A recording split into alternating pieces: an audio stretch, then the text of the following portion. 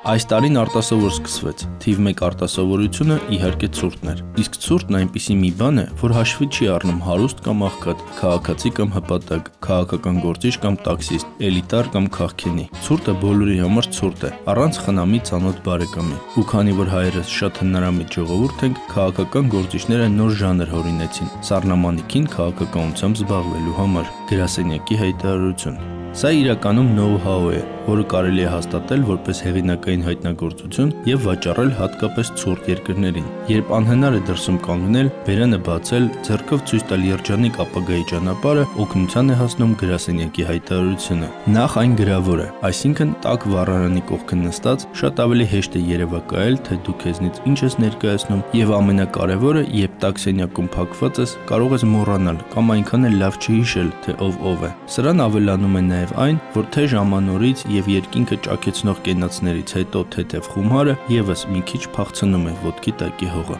Վերցնում ես ձեռքդ փետրավոր գրիչը, որպեսզի ոչ ոք չկասկածի, թե դու ինչքան հին ես ու սկսում ես գրելը։ Բայց մարդ մի բան Հայաստանում չանի։ Հենց տեսնում են մի բան ստացվում է, բոլորով սկսում են անել։ Տաքսի սերվիսից մինչև գրասենյակի հայտարարություն։ Բանը հասավ այնտեղ, որ նույնիսկ Չակ Նորիսի գրասենյակը հայտարարեց, թե պատրաստ է ծեծել մնացած բոլոր հայտարարություն անողներին։ Ամեն դեպքում ակնհայտ է, որ ցրտից գոհ էին մեկ գրասենյակ ունեցողները, մեկ շատ հները, քանի որ ցուրտը օգնում է երկար պահպանվելուն։ Բայց եղան նաև մարդիկ, ովքեր լավ չհասկացան գրասենյակի իմաստը։ Նրանք մի քիչ ուշ էին ամեն ինչ հասկանում եւ շարունակեցին անձամբ խոսելը։ Բայց դե ցուրտը հո բոլորի համար է ցուրտ, չնայած ոչ բոլորն են ցրտահարված, եւ անձամբ խոսքը սկսեց ցուրտ քաշել։ Հիմա մեկը հայտարարում է, որ պետք է տնտեսել, ինչ հնարավոր է, ու հատկապես ընդդիմադիրներին։ Մյուսն էլ հայտարարում է, թե զարմանալի է, բայց ձմռանը կարծես ավելի ցուրտ է լինում, քան ամռանը։ Ինչ վերաբերում է ընդդիմությանը, ապա այս սառնամանիքին մի կարևոր հարց վերջնականապես լուծվեց։